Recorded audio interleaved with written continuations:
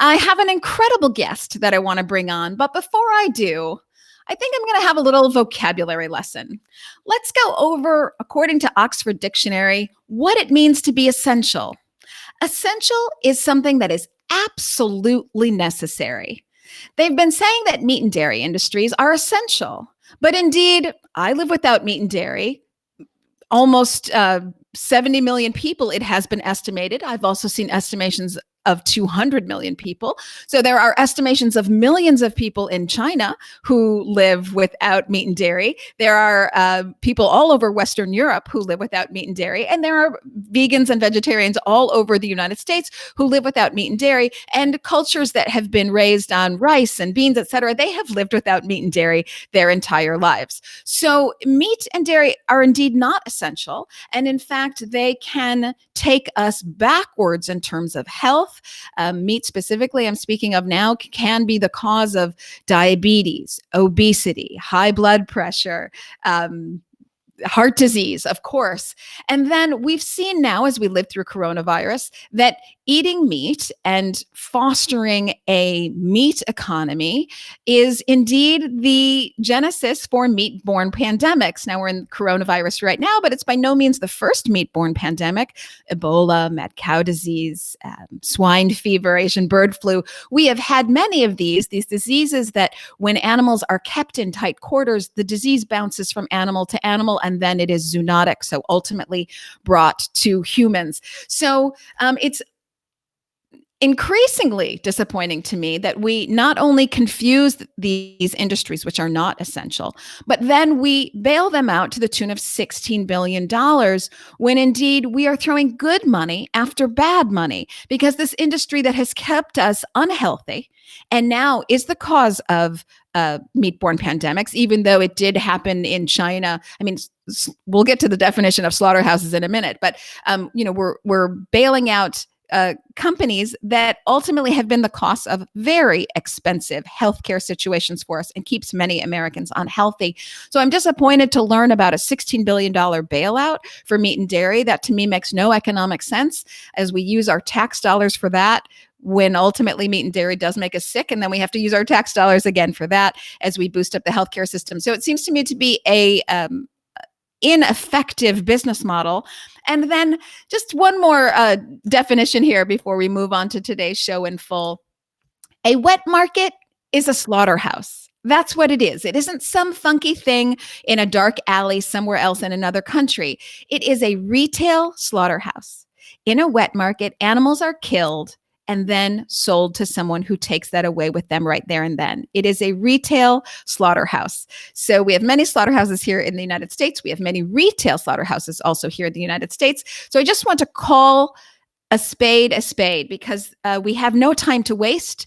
We're out of jobs. Many people don't feel well. Many people are dying. This is a dire time, and there's no point in obfuscating the truth at this point. So I just wanted to have a little vocabulary lesson about what it actually means to be essential, what a bailout is, and what a slaughterhouse is. A slaughterhouse is a wet market, and a wet market is a slaughterhouse. It is indeed a retail slaughterhouse. Okay, so now that we've got our vocabulary down for today, I do want to take us to Italy, which has suffered so much during the coronavirus epidemic.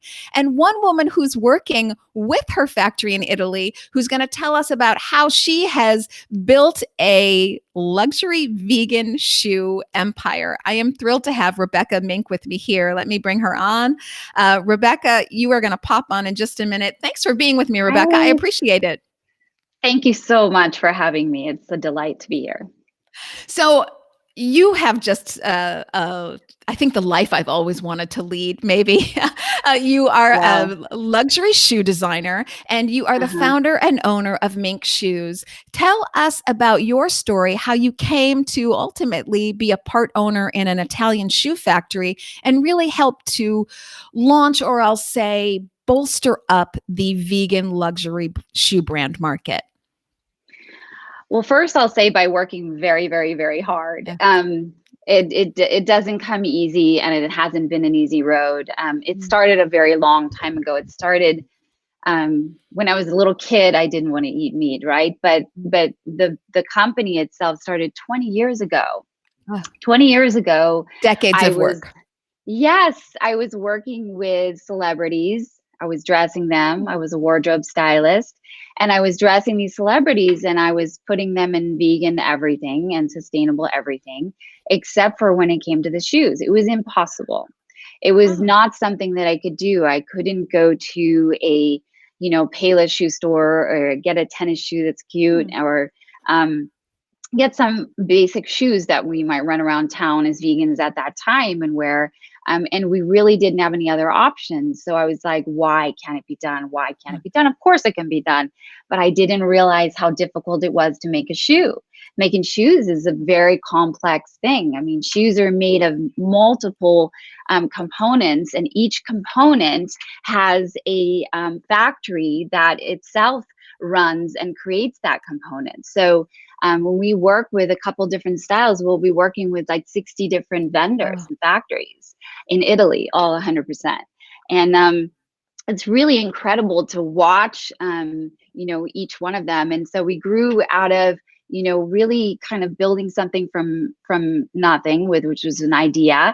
And then I basically kept going and kept going, and I self-funded for quite some time. And we built something that had pivoted many times over the years. As vegans for a long time, you realize that, there was a lot of different things going on. We did the retail, we did the, tried to get into the stores, and, met with the buyers and did the shows, and we did all that stuff. But we came back to the best thing for us was to sell direct to consumer. And what we did really, really well was make custom made to order shoes for celebrities, that we make them whatever they dream up, whatever they want. And we've made shoes for Madonna. We've made shoes for Jennifer Lopez. We've made shoes for Miley Cyrus, for Natalie Portman, you name it. And we make these shoes, and we wanted to make them available to everybody. We know that direct consumer works very, very well for us with our clients. And so now we're going to launch direct to consumer custom shoes. So you're going to be able to go on the site that we've been building out and custom design shoes of your own. So you could make this shoe whatever color, you can pick your heel height, to get your size. And what's so unique about it, which is so interesting, we before COVID, right? Before all this happened, what we wanted to do was bring Rodeo Drive to your living room, bring the beauty love of this. it right to your door, and then sell you the product direct from our beautiful factory in Italy. And when we went and started looking at this model, now the way that we've modeled it is that we send you try-on sizes, because it's very important that we don't make a beautiful custom shoe and it doesn't fit. We're not about waste. That's another awesome part about what we do, is we don't have a warehouse that's just stocked with a bunch of shoes in the wrong size, the wrong heel height, the wrong color. That's just a big waste. So we're on this journey, and we've kind of pivoted, to answer your question, and we went through a lot of different phases, but here we are, and it seems like we've landed in a really great place. Well, let me drill down a little bit, because I have some customer consumer questions and then some back Oh, end fun. business questions. So, Cool. from the front end, I'll tell you, I have always been hesitant to buy shoes online because I am afraid that they aren't going to fit. Yeah. So, when you say that you let people try on shoes first, are you saying that you send like a mock-up shoe and then you get that size exactly right, and then they get to pick their Yeah. color and heel? How does that So work? let's say that you chose this shoe, right? This is Swan, by the way. They're all named after animals. And Ah, so you choose the Swan shoe, and you've got this amazing like red carpet event, and you're making this shoe for it. And you look at our fabric swatches, and you make the different fabric that you want to make. But you're basically in a situation where you never really know. There's usually about two sizes that you go between. You can usually probably name it. yeah. I'm 37, 37 and a half. So, I know that I'm going to be a 37 or 37 and a half. I'm just like, I don't know what size. So basically, sorry, my dog is always with me. So, basically the, the, the, the size is basically those two sizes that are your favorite, go to for pretty much most of your styles, is basically going to be the two sizes that we send to you. So we send two sizes, that are the 2 sizes that you would say are the sizes that you would want. And then you get to try them on in your living room. Here's the other part that's great is the one that fits you, you can actually buy that one. But then you're also going to be making another one that's going to be your color that's exactly yours. Well, so I think this is so brilliant. Of course, hindsight being 2020, but now with retail stores being closed down, et cetera, you are way ahead of the game as a shoe salesperson because you can go direct to consumer and packages are still being delivered. But it's also very smart because you're sort of selling 2 in 1. So you don't tell people that they have to keep the one that they try on, but if they like it and if the shoe fits, as they say, you're right there to sell them a second pair of shoes. So that's very smart. Right. Yeah. Well, it's not about selling it. You know what it is? It's that it's not available what we do. And we're trying to make it available. You know, if it was about just selling shoes, you know, it's interesting because I would have like maybe done something a long time ago that would have just sold a bunch of shoes. We're really about making something that lasts and making something that you treasure. And it's really interesting because most of the people that find Mink Shoes, they're like almost screaming when they find us. Because they're so happy. Yes, because they just can't find what we do. And I was in an elevator in New York once, and I was wearing a belt and a bag, and I was wearing the Mink Shoes. And this girl's like, "Oh my God, you have Mink Shoes. They're so hard to get." And like, I don't want it to be like that. I want them to be able to get it, but it's difficult as a small business. So we found this direct consumer to be the way that we can give you exactly what you want, you know, and in your size and your color and your heel height. I love that. So I think you're accurate that most people don't realize just how complicated it is to actually make a shoe. I assumed originally before you and I met that it was one shoe being made in one place, but actually, as you say, you're sourcing the heel and the vegan leather and the vegan sole and all, you know, the buckle, perhaps if you have a shoe that has a buckle. Metal workers. Yes, the metal workers. So how did you come to source everything? And also maybe you could tell us how you ended up being a part owner in an Italian factory.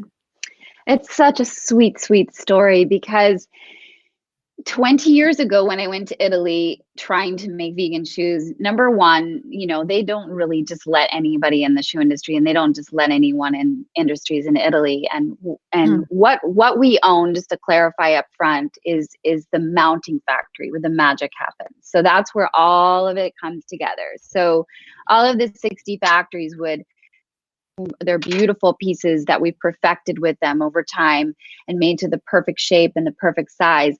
And then all of those arrive at the mounting factory. So I was looking for a mounting factory many, many years ago, and I went to a multitude of them and was walked to the door by many of them. And some of these reasons that I was walked to the door was because they were upset if I wasn't going to work with their cousin's tannery, or, you know, it was all connected to a lot of the leather industry in the tannery. So I had a really difficult time finding someone that would mount and make my shoes, someone that I thought was like the best in the world and worth us making vegan shoes with. I didn't want to make a vegan shoe that fell apart. I want to make the best in the world, right?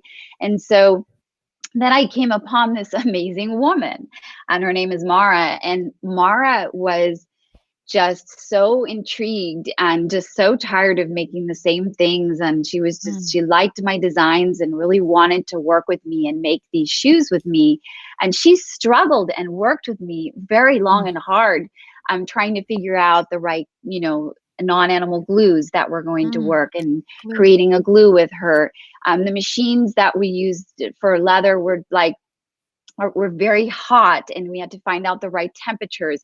We had to like put shoes in the freezer and practice and try things and burn things and try different materials. Back when we started, sustainable materials were not ready available, right? So I found this woman, Mara, and so I was working with her. I don't make exactly the same type of shoes. We make at that factory a multitude of all the classics, but I also make clogs and, you know, different things in other factories, but mainly worked with Mara over the past 20 years.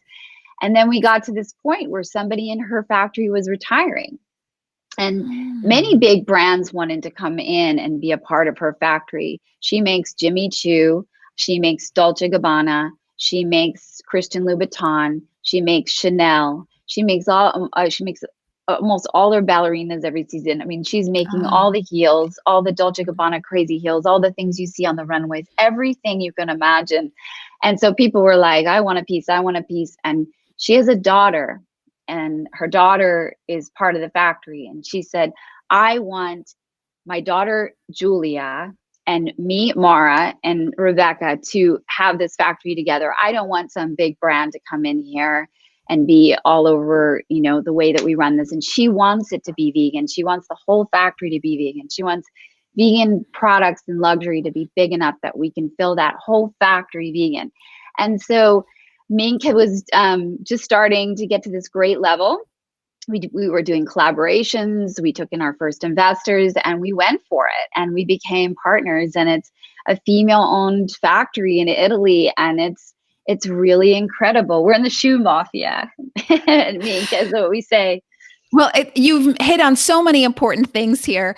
So you're a female-owned business. You have a partner. So much of business is you work yourself to the bone. You're talking about decades of work here. And yet there's a little fairy dust involved. Had you not met this person who was open to a vegan shoe line, who wanted to think outside the box in Italy, I mean, everything's so great in Italy because they have such a sense of design, but it's also a complicated culture, and they're used to doing things the way they do them. And they do like to work with their cousins. So, you know, there's lots of hurdles as well. I'm making gross generalizations here. Of course, every individual is their own individual, but here you fell on someone who was open to matching you with her daughter, who was open to a vegan experience and really dedicated to that, it sounds like.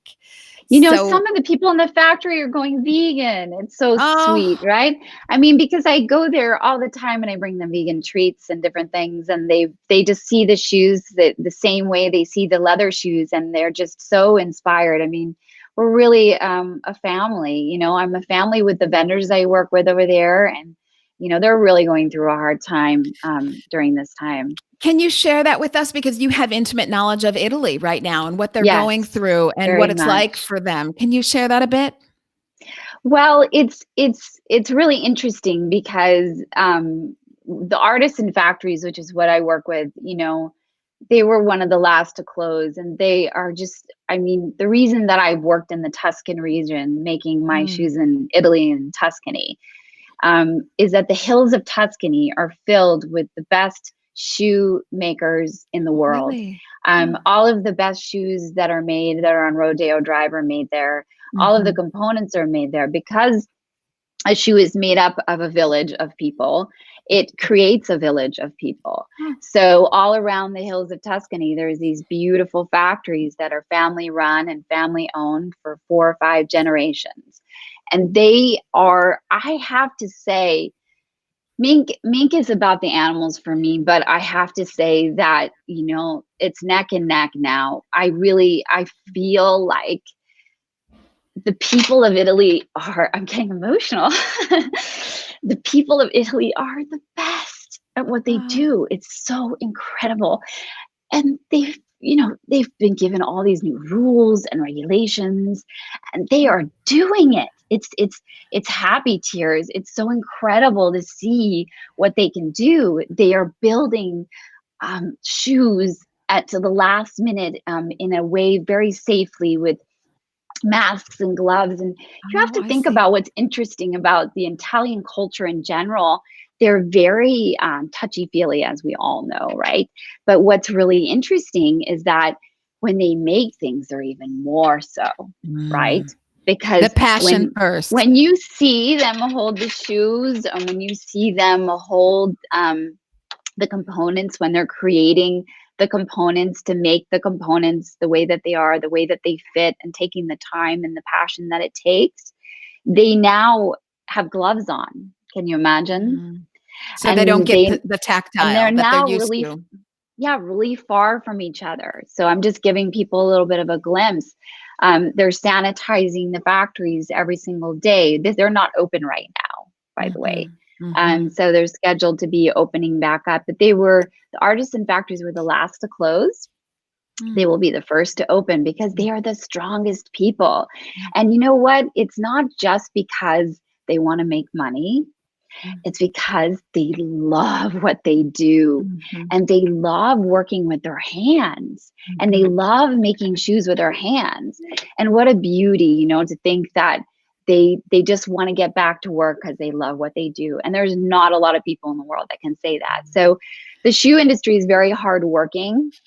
So they're going to come through this with flying colors. You know, they're the smaller factories. I'm going to support them as best I can. People should always look at the products that they're buying and where they're coming from, because we can help at this time with that. And it's really great to think about, you know, a country where they're, you know, getting paid a fair wage and buying from there. But this is another level now. This is artisans that have been hit by, you know, they were really hit by the virus first. So I was there actually when it started. So sure, because they're working shoulder to shoulder together in these tight quarters, and then they're touching all the shoes and handing the shoes off to each other. So of course, and their passion comes through more than anything else, but of course they would be immediately impacted. So it is such a touching story. And I, you know, this station, Jane Unchained, and myself, Elysabeth Alfano, the Plant-Based Business Hour, we send our love right back to Italy, because it is such a beautiful culture, such a beautiful people. Italy. Sending love to every morning. So I'm very connected to what's going on over there. And it's really amazing to watch the human spirit and watch them really pick themselves up and become, you know, we're going to become better and stronger and closer than ever before. It's wonderful. And what you talk about is so important. So you're using vegan leather, and we're going to talk about the vegan leather industry in a bit. But also, you know, as you say, you're sure not to have any animal glue. And there's such detail that goes into making these shoes. And you have this family, at least you had referred to them as a family. So as we look at factory conditions, you know, there are other factories that are in the news right now that have been bailed out, shall remain nameless. And you hear about those negative factory situations and conditions. And here it's wonderful to see that this factory, quote unquote, is really a large family of artists, and a very tight family, and that conditions are good, and that you're sourcing the right products, and that your treatment of the people in the factory is equally as good. So that's always great to know. Yeah, and my team, you know, my team here in Los Angeles, and my team in Italy that is outside the factory, that are my production directors, my technical, and it's everybody together. And I think we're all becoming closer than ever. And it's really quite great to see, when you build a team, you see a team in action, and that's the best. Yes. Yes, so incredible. Well, let's talk about the vegan leather industry. Yes. So according to Vegconomist magazine, it's going to 90 billion by 2025, which is basically right around the corner. And so it is a burgeoning industry in and of itself. Maybe tell people what vegan leather is, because there are many types of vegan leather. Yes, there's so many different types. It's really interesting to go back in time when I started. That's quite a story, because when the first materials were made that were made out of recycled materials, they really had a difficult time because they were so worked over. And what happens when you work something over a lot of times, it becomes very porous and it becomes very relaxed, right? And when you make a shoe, you want it to fit, and you do not want it to relax. Otherwise, you're going to have a shoe that's 2 sizes bigger in a minute, right? After you wear it. So it's very important. When you're building a shoe, you're like an architect. So when you build a shoe, you have to think about, you know, the way that it moves on somebody's foot, the way that it fits around somebody's foot, the shape of the actual heel and everything else. So it's a complex thing to be making. So when you think of a material for it, you actually need to think of a lot of different aspects. You can't just make a t-shirt out of it, let's say, right? So it has to actually deal with elements, and has to fit, and it has to move. And so we do a lot of testing on materials. So we have to test them, and we see them rip. Or a perfect example is when we were first making, you know, we did a collaboration with PETA, which was really fun. We did, when they were doing a lot with their ostrich campaign, we made human-made ostrich. So we made ballerinas. I know maybe a lot of people out there might have them, which is really fun. It was such a fun project. We had a little bunny on the side. But the ostrich, when we started working with the the man-made ostrich, we were actually pressing them instead of, using ostrich skin that has those little dots on it. We basically were, then when you use the machines, right? For example, they're stretching, they're pushing, they're, shaping the shoes. It takes the dots out, right? Of something that's not natural. That's just one example of working with leather skins versus, now we all know that working with non-leather is definitely better. And it's a better way to go. So you just have to think a little bit more, a little outside of the box. And so I know a lot of people say it's really hard, it's very difficult. It really isn't. You just, I say it isn't, but my team probably would. But you really do have to look through it. So different materials for leathers, you can have 100% recycled plastic bottle leathers that we've used in the past. We have also different things that are made, some new fun things that are coming up. There's different things made out of spider webs. There's different things made out of agave. There's different, everyone's heard of the pineapple and the mushroom leathers. And apple. I've even heard of apple leather. We have used the apple leather. Yes, we're close with the first guy that ever made it. We went to the apple fields where the apples came from in Italy, where the first pieces of the apple fabric came. And we made Kat Von D's project with some of the apple product. And I don't know if anybody's seen Kat Von D's brand, Von D Shoes, which is incredible. It's online now. Her brand it's insane. It's such great design, incredible shoes, and so Kat Von D and so perfect. And we partnered with her and created her shoes in our factory. And she used the apple leather, which was really, really great. Oh, she's the apple leather. Okay. Well, I'm glad that you brought up Kat Von D because, of course, I was going to go there. You had mentioned Madonna in the past. I've been reading about Venus Williams, who's been working vegan leather into her. I think it's a fashion line and not shoes, but fashion. Rihanna is doing the same thing. Again, fashion, not shoes, but clothing. And then, of course, Kat Von D. So how did your relationship come to be with Kat Von D? Did she seek you out, or are you talking to celebs because you used to design and dress them? Are you talking to celebs all the time saying that, hey, look, I can make your shoe line for you, vegan? No, we probably just ran in some of the same circles. And she had we have a mutual friend, and he had told her about my brand because she's saying that she wanted to make vegan shoes for quite some time with different people. So she found Mink and she came to us, and we all know how great she is. Yes. So we worked with her to create. Hello? Oh dear. Everybody stay tuned. She's going to come back. There's been a slight halt in her internet. The experts oh yeah, an internet problem. Are you back? No, you're back. You were gone for a little bit, but there you are. Okay. Sorry, carry on. I was just saying that she had the dream to have her own vegan shoe brand, and we realized that dream for her and created her shoes with all of our expertise and all of the experience that we'd had over the last 20 years. So it was an incredible experience to work with her, and we would continue to work with her, and she's reordered and done very well. And vegan shoes are off and running. It's really vegan an shoes exciting time. Are off and running. That's right. Yes. And vegan luxury shoes. Really, I have to credit you with that. Vegan luxury shoes are really off and running. I don't know if you can share this, but are there any other celebs that you're working with at the time? At this time right now?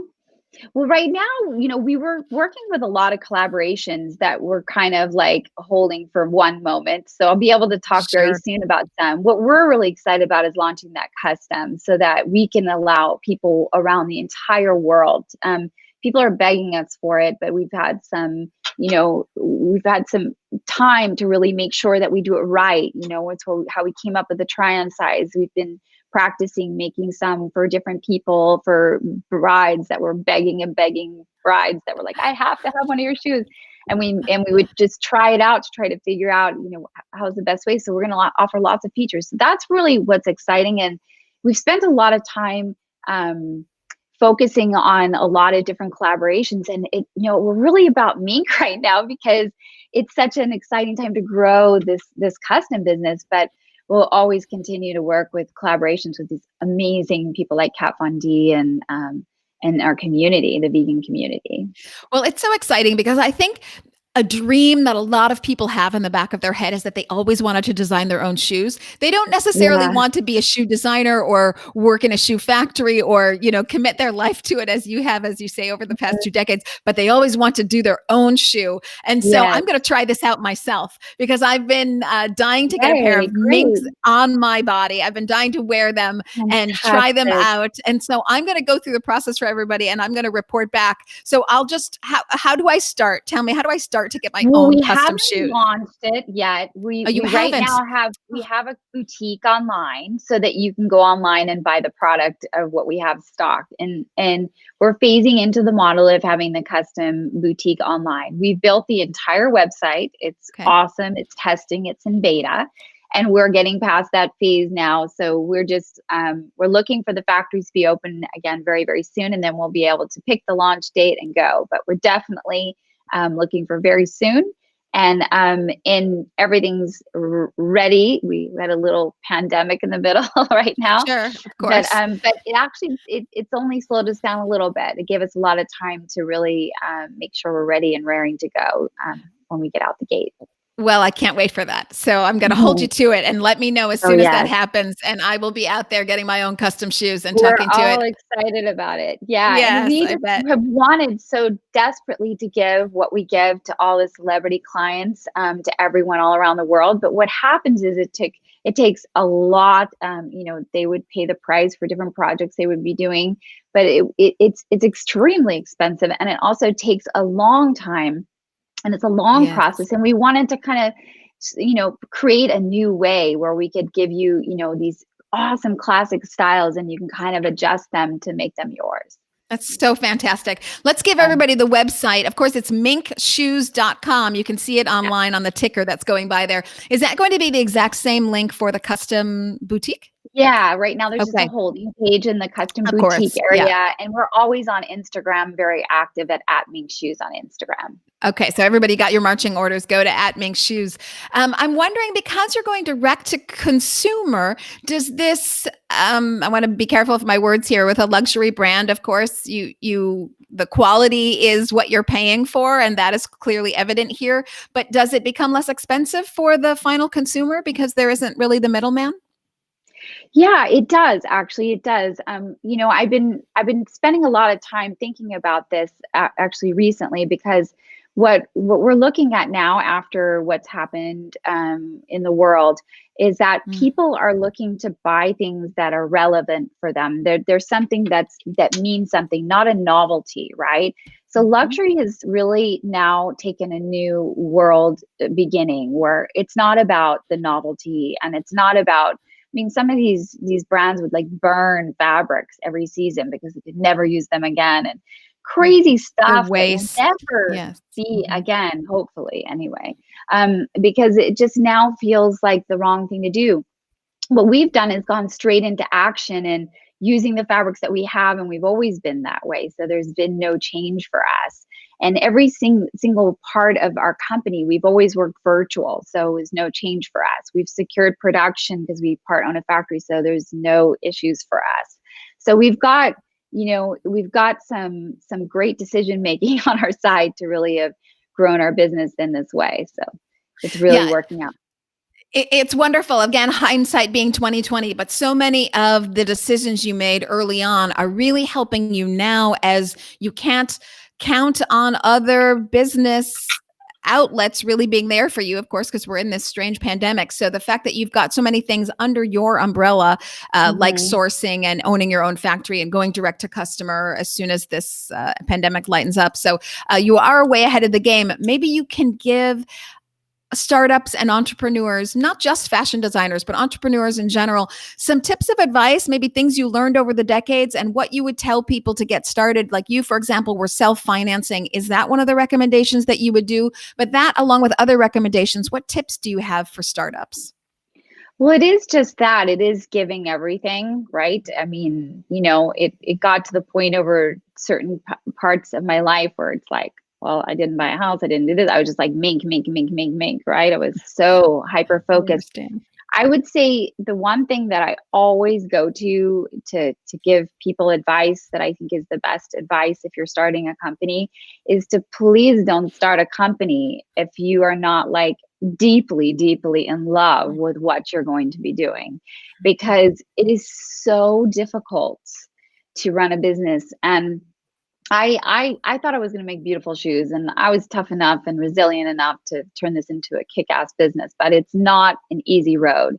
And you really have to be very brave, and you have to be really willing to do whatever it takes. And that takes a certain amount of passion and dedication that is so off the charts that if you just kind of like the idea, or you kind of think that it's something, or you really won't have enough passion to take it to the finish line, or take it to that point where it becomes gold and not silver and bronze. If you want to do something, you want to make something that's the best in the world, or change something and make something better. And if you're doing that, and you go through every day waking up and all the kicks, punches, and bruises that you get along the way, and all the every no's. day.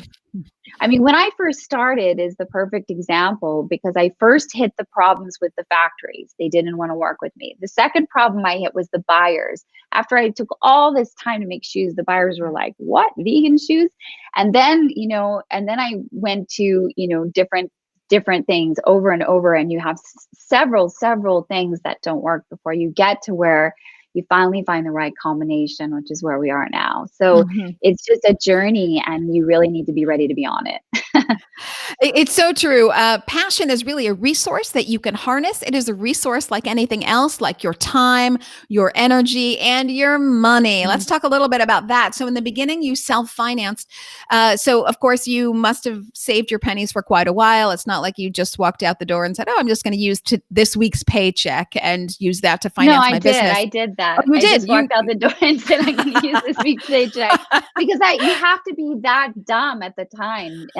Because otherwise I'd never do it. If I was walking out the door with my little savings all ready to start my shoe company, I for sure can tell you that I probably would have, not been able to make it to here. I think what it was I thought it was easy, and I didn't know it was going to take 20 years to get to this awesome place. And I didn't know that you even how to make a shoe, right? As we talked about, it was so complex.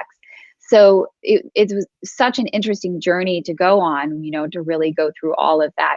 But it really was, there was different phases where self-funding was interesting, because I was a wardrobe stylist to celebrities, and I was making really great money at the time. And I was just feeding the company the money until the market arrived. I mean, you have to remember, when I started, there wasn't like Prius cars everywhere. There wasn't green LEED certified buildings. There wasn't vegan restaurants. None of the ones that are, around were around. Maybe, Real Food Daily came along the way, or different ones, but we didn't have much. And so it was a really different time. And so, it just was really something that I had to build out on my own, and kind of wait until you got to that point where we had a market. I love that you see that you actually built the market. Before there was a market, there was Mink Shoes, and there was your vision for that. Yes. But you hit on many things that I kind of want to sum up for people, because you're talking about your early on skill set. So you did have a set skill set in the fashion world. And even though you didn't know how to make a shoe, and there's a bunch to learn there, obviously, of basically trial and error, basically smacking your head against the wall until you finally got through that wall, which says about your incredible persistence and bravery. But you did have a skill set, and you did have a passion, and harnessed those two together. I'll add from my own entrepreneurial perspective, I find that those who are successful are not the smartest, or even the wealthiest, or the prettiest, or even the best connected. Those who are the most successful, I find, are those who are willing to work the hardest, and those who can make their money last the longest. So to me, it is interesting that you did self-finance in the beginning, and what that allowed you was a lot of control. So you could make that mistake and not have someone pull the rug out from under you. You could make that mistake 4 times and still have your power and control and vision for a market that wasn't even there yet. Well, the good thing about me is I make mistakes once, and I don't go back there very often. And I think I found a team that does the same. So it's really great. And we all just admit mistakes and just face them head on and then get through them. And then we don't have them anymore. Right. And that one's gone. So, it's a really good philosophy to be thinking that way, because there's going to be so many things that are going to come at you. But specifically, what was your question in that realm? Well, I think we already hit it, which was what were your tips for entrepreneurs and startups? So we've been talking about and kind of summarizing it. And of course, this is a little off the business track, but I think very relevant here. You can Google them because I'm going to be paraphrasing now. Michael Jordan and the author of Harry Potter, both of them talk about failure and how important that was to their success. That they weren't set back or didn't take it personally or weren't so upset that they quit. They just took their failure as a chance to do better next time, picked themselves up and moved on. And I think that's got to be a trait of entrepreneurs in general. Funny. I just watched her speech this weekend with J.K. Rowling. Yeah, I did. It's funny. I just was watching, because it really is about that. It's your, it's definitely your resilience. But if you really do care about your business, like it literally can be thought of as like a child, it's like, it really is so important to you to make sure, you spend a lot of money on it, you take care of it, you make sure everything goes right. And it really is that you really have to nurture it and take care of it and make sure you make the right decisions. So it's been really fun to see a market grow, which is really incredible. If you think about watching 20 years of a vegan market grow, wow, how exciting. Because now I just look at it and I just see opportunity everywhere. And when I started, people are like, vegan, what? Can I eat the shoe? What? I don't understand. Are shoes vegan? They're not vegan. I mean, they're made out of what? So it was really difficult. Also, a lot of resistance in the beginning. And the major department stores didn't want to buy Mink, and now they're all closing. So, and we're still going strong. So it's really been interesting. I've gone through things like, that I can't believe, I would have done anything to get into Barney's, 15 years ago, and now they're gone. Right. And it's really, it's like, I'm not happy that they're gone, but I'm just watching what's happening to the fashion industry. And I just feel like, the vegan companies, I was watching something on Stella McCartney, speaking this weekend, and what an amazing person, and the people that have done some great things in this industry, and really, they were already doing them.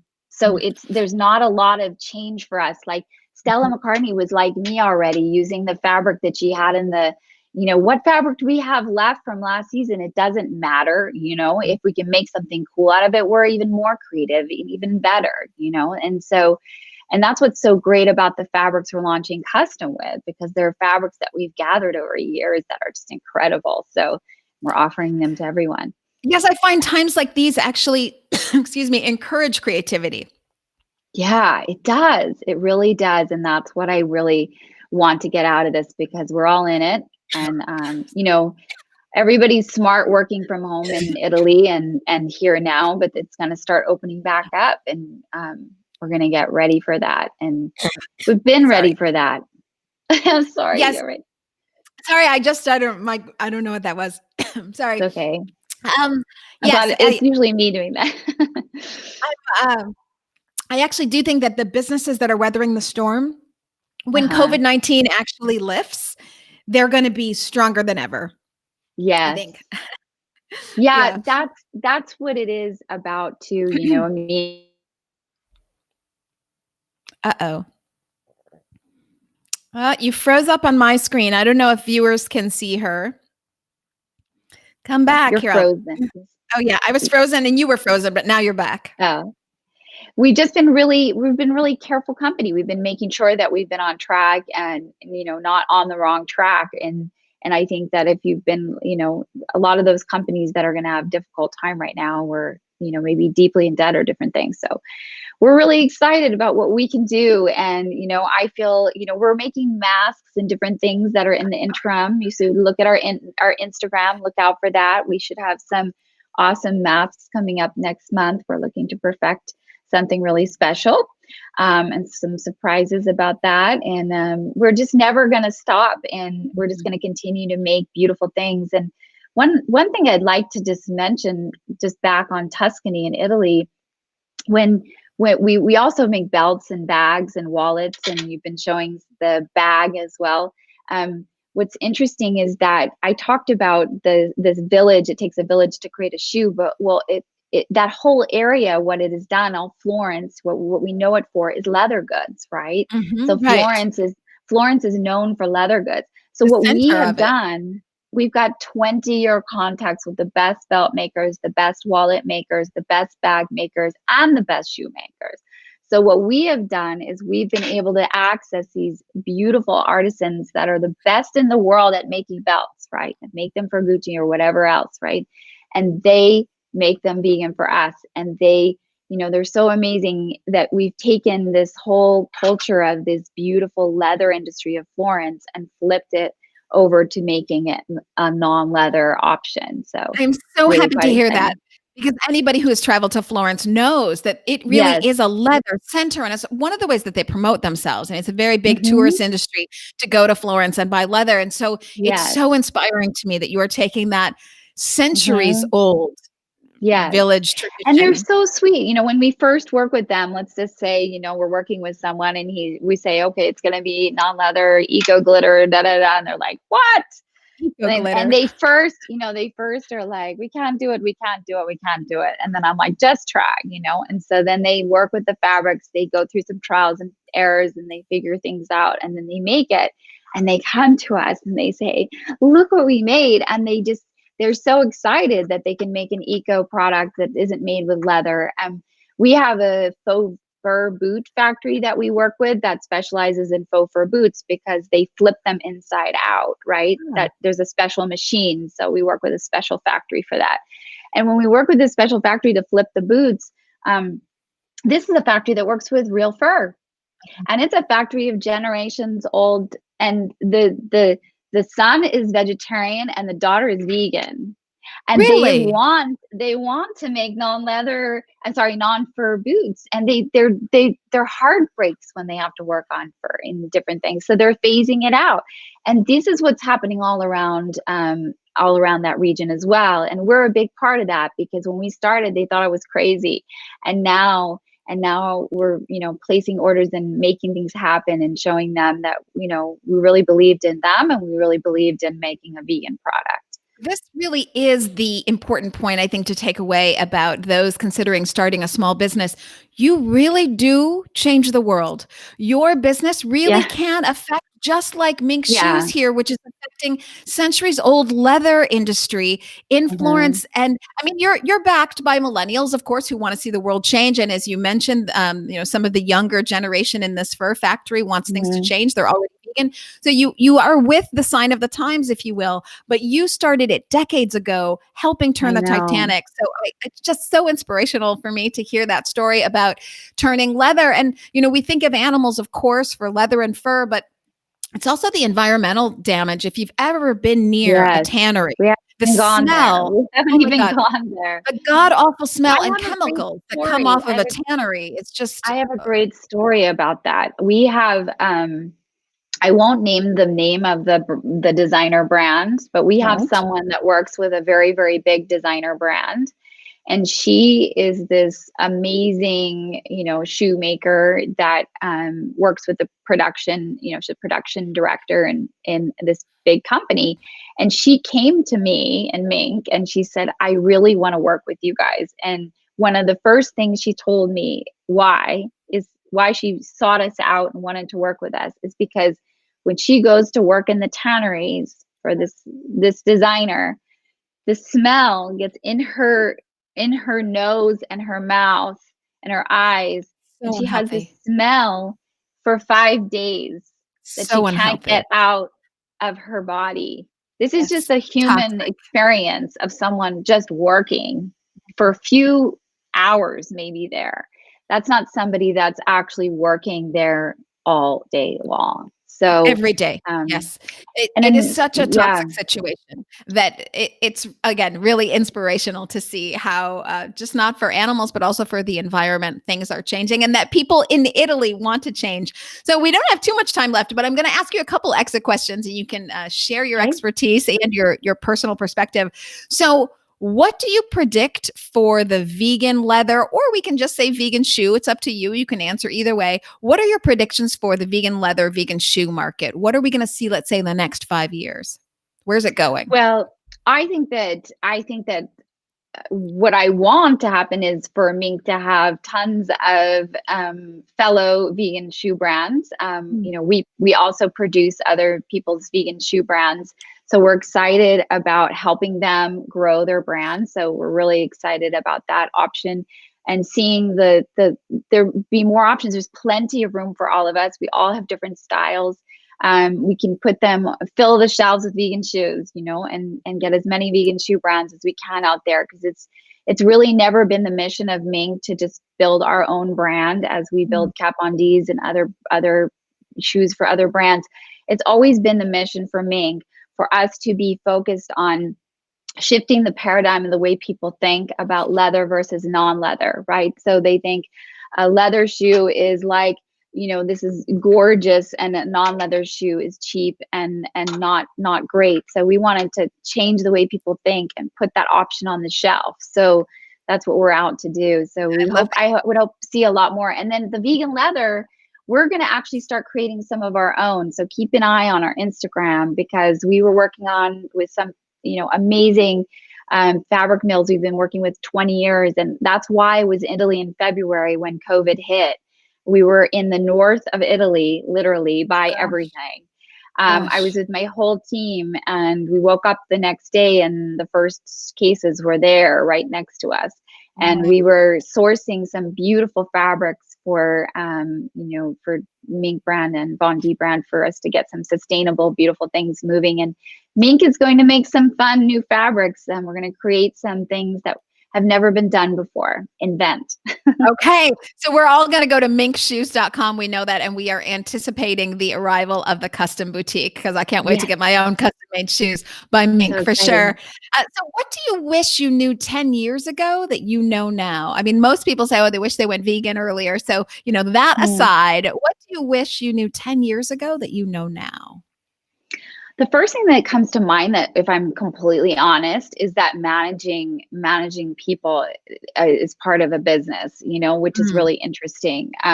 It's a really interesting aspect of the business, because as you're moving fast and you're growing, you're actually hiring and you're managing people, and it's quite an interesting part of it, because it's less in your control. It's also more takes a lot of time that you want to give it. And so it's been really interesting to kind of grow over the last 10 years, because that's when I've been growing a team. The first decade, I had some fun girls that helped me out here and there, but I was, carrying the weight of everything myself, carrying the suitcases, the shoes everywhere, and doing all of the different errands and things myself. But growing a team and building out different levels of that has been really fun, to get to know some really great people and work with them, and see some, really talented people. And in Italy and in the United States, it's fun to, kind of grow out people with your business. And that is something, people are part of business, is something that I really didn't, realize. And so that's been really fun to open up.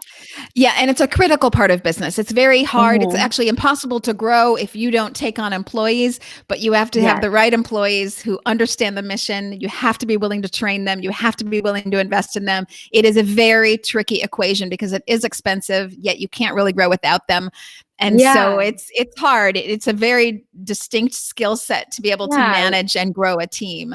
We're going out for investors now. We're basically, we closed in February, which is crazy. Our last round.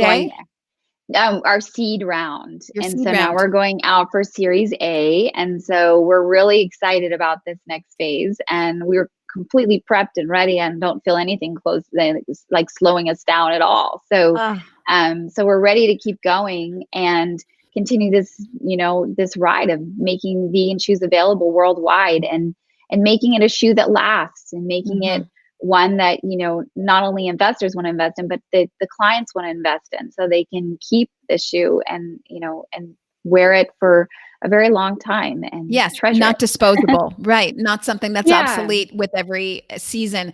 Can you say which venture capital firm is heading up the round? They've probably been on this Oh, show. we haven't, it's out in the open. We're just going out now. So I'm not, You'll see. we Okay. haven't, we're just starting. Yes. So I'm putting Okay. it out there if anybody Okay. knows anybody, but it's really, we're just starting to get out there now, and we're just really excited about what we can show them, what we're up to. So Yeah, so very fast. Okay, so if everybody wants information, you can reach out directly to me, and I'll put you in touch with Rebecca if you want to invest in Mink Shoes, because that's the yeah, future. As you can see, that is the future. doing So great. I'm wondering if you ever have a bad day, and many of us have had a couple of them recently with COVID. If you ever have a bad day, is there anything that you tell yourself to get yourself right back on track? One phrase that you say to yourself over and over again? I would say that there's been a lot of fear lately. The word fear has been coming up, I think, for Yes. most people. And when I see fear, I go straight towards it. Like, how can I just bust through this thing and make it just like go away, right? So for example, redoing all my financial projections, for example, thinking of COVID, doing that. So when you think about something like that, you could fear going into it, or you can just go into it with like, what can we do? What are we going to do? We've got this great business model, and you can really blast fear out of the way if you can just go straight head on towards it. That's a personality trait of mine. So it's a difficult thing to do, I realize.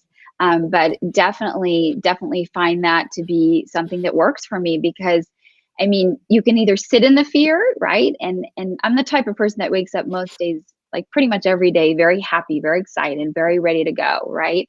And when I do get something, it hits me hard. So I have to have that momentum of being able to go right towards something that you're afraid of. I think it's very empowering to take fear head on. And it's one of the very rare benefits of getting older. When you're younger, you have to really kind of wrestle with it. But the older you get, the more you say to yourself, yeah, I've been here before. I can do this because I've gotten through a gazillion things before and I'm still standing. So to take that fear head on is very empowering, and to let it stall you is very disempowering. So I love what you say to encourage people. I'm wondering, two quickie last questions before we exit out. Is there a moment that you can remember that you knew, not generally like a year or something, but an actual day event moment when you said to yourself, I'm going vegan and I'm not going back? That's it. I was 4 years old. Oh my gosh, really? You were 4? Yeah. Okay. I know exactly what happened. I was at a barbecue with a bunch of kids, and the little boy that was there told me that the hot dogs were made out of dogs. And then everything changed for me. I was like, what is everything made out of? I want to know what everything's made out of. And I wanted to dissect everything that was made. And my poor mother and father had to deal with this because they were from England, which is a classic meat and potatoes mentality. And it was hard for them because they didn't want me to, stunt my growth or not get the nutrition that I needed. So it was very difficult, a long time ago, for people to understand that. So my mother was like really great and started making things that were for me specifically. And I had brothers and sisters that were really interested in my food. Then they started eating my food. Then for a while, all of the siblings, all 4 of us, were vegetarian for a while when we were young. And then I went vegan when I was, old enough to go into my own health food stores and buy my stuff at I'm talking about, maybe 15, 16, doing my own thing. And it's a life thing for me. I literally wrote to Santa Claus when I was little and said I wanted $1 million, and I wanted a shoe store, and I wanted to not eat animals, right? So this was my thought process from the very beginning. Dear Santa, life no work. animal. Yes, it is a life work. I'm the same way. When I was in 5, 7, I remember saying to myself, I don't want this. I don't want to do this. Okay. So my last question for you. Yes, happens to a lot of kids. And that's when it all starts. As a kid, we all love animals. And then it's really marketed, I'll say, out of us, Mhm. which how awful is that? So you were Yeah. talking about food and food as a kid. Do you have a favorite junk food? Potato chips. I love potato Yummy. chips. Cannot go But you wrong. I know love what I barbecue. don't like kettle chips.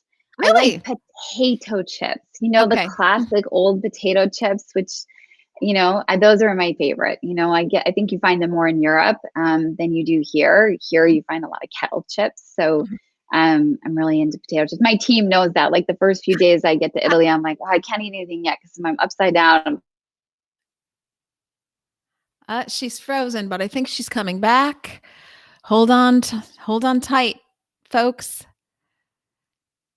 She's coming back. Don't worry. There you are. I'm I back. see you again. You're back. You're back. Okay, so we'll notice that not only are we going to Italy for Mink Shoes and the incredible design Yeah. sense that comes out of Italy, but potato chips. Well, okay, Yeah. we'll add There's that some to the good mix. ones. So before we let you go, I want to see up close and personal every shoe that you have there. So give us a little Yeah, show. this is really interesting. This one is called Blowfish. It's one that I made many, many years ago in 2011, and we're going to redo it. So we're going to make this so that you can pick the different colors and custom design them. This is a Great. beautiful wood from Italy that's certified sustainable. So that's going to be a really fun one. The block heel is something we've been wanting to do for a really long time because block heels are so comfortable and they're easy for walking in for a long period of time and wearing for a long period of time and having a lot of support. So that's going to be really comfy when I've worn it for many, many hours before. This guy is like what Yeah. I'm wearing every day to walk my dog and running around all the time. This is so easy and comfortable and really fun as well with the glitter. And this is a ballerina, which is our classic ballerina. We are very popular and known for these. They have a beautiful non-slip bottom, and they feel more comfortable each time you wear them, and people just live in them. And this is one of our higher heels. Oh, I forgot to tell you all the names, but this one is hyena. This one is hippo. And this is bunny ballerina. Of course. And this is elk. This is the elk Oh, heel, which is like more gosh, of a I love this. I classic love heel. it. Oh my And gosh, I then I love already that one. told you guys that this was swan. I just had a few on my Love it. desk today. So Okay. Hippo is on my list, folks. We're all going to go to yeah, minkshoes.com. Look it's a at good that. Okay, that one. is on my list. And so is elk. Elk's going to be on my list. And I love the eco Elk's a good one. glitter. Yeah. We have a lower heel too, that's called cheetah. That's going to be on there. We're going to have a lot of different styles that we're going to offer on the custom so that you can kind of get the lower heels or different things that you're looking for as well. Okay, I love it. Rebecca Mink of Mink Shoes, founder, Thank you. visionary, designer, world changer. We love you. We love what you're doing. But there have been so Thanks. many shout outs on the stream for the bag. People are loving that as well. Oh So gosh, that bag. that's awesome. Yes. Amazing. So a very, very popular bag. But we are going to go to minkshoes.com. We're going to look for that custom boutique, which is going to be out whenever COVID is over. You'll be up and Yes. running. In the interim, you Yeah. can go to Mink Shoes and get things like hippo and elk. And I'm going to be doing that too. So I do want to thank everybody for being with me. Of course, thank you, Rebecca Mink, for Thanks. doing all that you Thank do. It's you. the Thanks. Plant-Based Business Hour. I'm Elysabeth Alfano. I will see everyone right here tomorrow, 1 p.m. for Earth Day. Seth Tibbett, the founder and CEO, former CEO of Tofurkey, is going to be in the house. And until then, everybody hit up minkshoes.com. Bye, Rebecca. Thanks for all you do. Bye, Thanks. everyone. Thanks for what you do.